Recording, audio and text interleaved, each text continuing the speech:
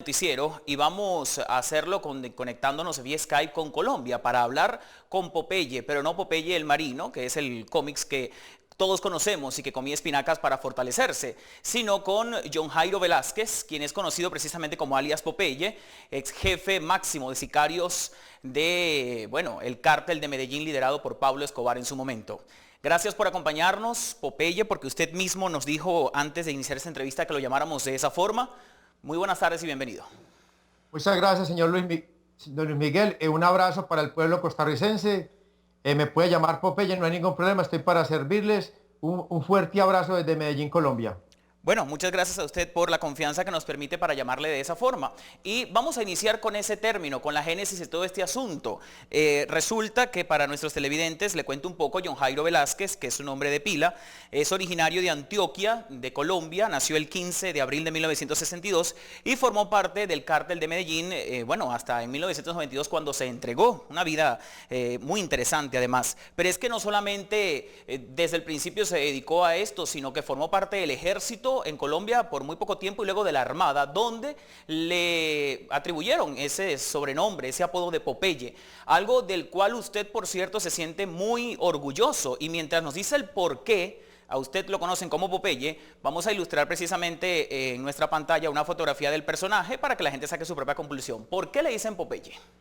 Mire, realmente me dicen Popeye porque estuve en la Armada colombiana, en la escuela de grumetes. Cuando llegué a mi barrio vestido de marinero, yo era cumbambón y era fornido y era peleador, una vecina me dijo, miran a Popeye, y desde eso quedé con el remoquete de Popeye. Después que terminé la Armada, ingresé en la Policía Nacional a hacer curso de oficial. Siempre me gustaron las armas y no pude con el curso de oficial porque es bien complejo, y salí de allí de la Policía Nacional e ingresé a las filas de Pablo Emilio Escobar Gaviria como asesino. Ahora, Popeye, con respecto a este tema, veíamos también entre algunas de las notas, y usted nos los corroboraba, que anteriormente usted se parecía al personaje de las caricaturas, pero que su condición física sufrió modificaciones a través de cirugías plásticas. ¿Por qué? Y, digamos, ¿cuál es el contexto en el que se realizaron? Mire, pues realmente yo viajaba de incógnito a los Estados Unidos de Norteamérica, llegaba a Tijuana, México, y allí me pasaba la gente de Amado Carrillo, el Señor de los Cielos. Yo llegaba a San Diego, California, y tomaba un avión a Miami. Un día fui al hospital, Memorial Hospital de Miami, y me hice operar la mandíbula. Me la entraron porque tenía la mordida al contrario, y ahí fui cambiando mi fisonomía. Después me hice operar la nariz a medida que me iba moviendo, también para cambiar mi identidad. Y pues tratando siempre de uno de mejorarse, así seamos feitos, pero hay que buscar cómo mejorarse. Vamos, bueno, queríamos conocer un poco este tema precisamente para esclarecer algunas dudas de que quizás la fotografía al principio muchos dirán no se parece, pero es que anteriormente cuando veíamos algunas fotografías de su génesis, en efecto hay un parecido rotundo. Iniciando en esta carrera, digamos, el narco, ¿cómo usted, cómo John Jairo Velázquez decide dejar a un lado el ejército, la marina de su país, luchar, es decir, por la seguridad y por el resguardo de las fronteras de Colombia, para muy por el contrario dedicarse al trasiego de drogas y a enriquecerse? ¿Cómo fue ese inicio y por qué? Mire, realmente yo soy bipolar en ese sentido. A mí me gusta ser muy malo o muy bueno. Cuando estuve en la escuela de oficiales de la Policía Nacional, se me acercó el alférez, que era comandante de compañía, y me dijo, Velázquez, usted es un buen cadete, hágale con fuerza a su estudio, que cuando usted sea subteniente de la Policía Nacional, algún narcotraficante le va a regalar un carro bien bonito, una camioneta. Y yo me desinflé de una.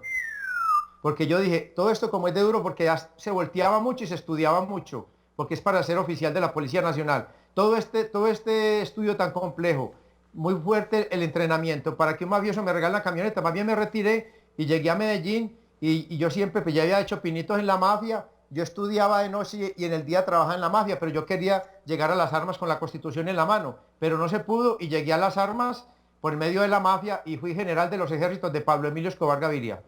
Cuando se habla de ser jefe de sicarios del cártel de Medellín liderado por Pablo Escobar, ¿cuáles eran sus funciones en ese momento, señor Velázquez? ¿Qué era lo que tenía que hacer el jefe de sicarios? ¿Mandar a los demás a matar? Sí, mandar a matar. Nuestra función era de asesinos.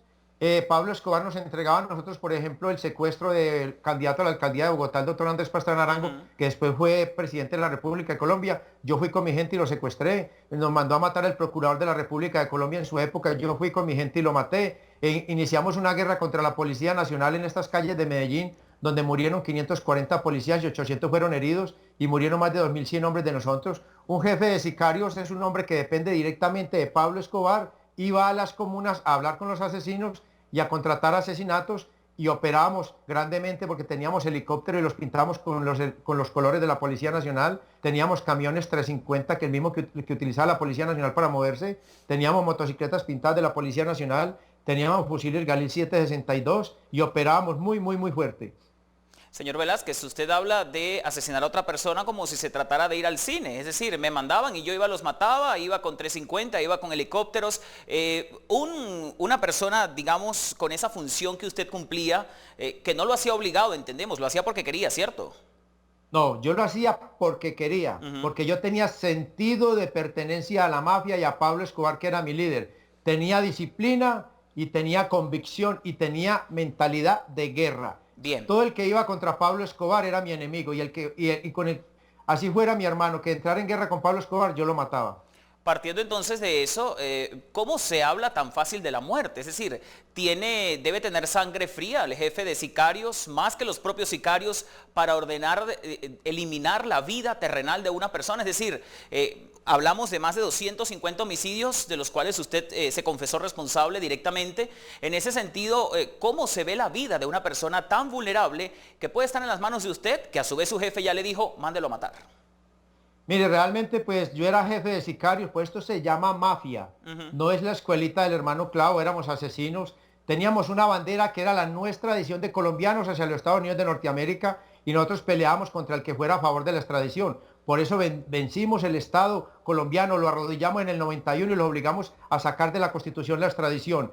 Cuando a mí Pablo Escobar me daba la orden de matar a una persona, yo era más fuerte que mis sicarios, porque si mis sicarios me veían flaquear, iban por mí. Y esto es una cosa donde es delicada, esto es mafia, esto es asesinatos. A mí me dan una orden y yo tengo estómago para el crimen, yo tengo la decisión de matar, pero gracias a Dios yo ya soy un bandido. Es asesino, nunca podré ser porque el que mata a una persona siempre será asesino toda la vida. El cartel de Medellín está inmerso en más de la muerte de más de 50.000 personas, en la muerte de 2 ministros de justicia, en la herida de un ministro de justicia en la cortina de hierro, Enrique Parejo González, la muerte de Luis Carlos Galán en el año 1989, más de 250 bombas se colocaron en el país, se acabó con la justicia colombiana, Pablo Escobar financió la toma al Palacio de Justicia en el año 1985, Pablo Escobar exterminó la justicia de este país, era un depredador de la justicia y nosotros éramos los operativos. Cuando a mí me dan una orden de matar, yo la cumplía. Ahora bien, hubo una orden que aparentemente no cumplió y fue la de una compañera sentimental suya que a su vez tenía vinculación con Pablo Escobar. Y dicen las notas que usted no la mató, sino que la mandó a matar. ¿Eso es cierto? ¿Cómo fue ese contexto? Mire, ella era Wendy Chavarriaga Gil, ella fue mujer de Pablo Escobar después de Doña Tata, un espectáculo de mujer. Pablo Escobar le tenía prohibido a sus mujeres que se dejaran embarazar.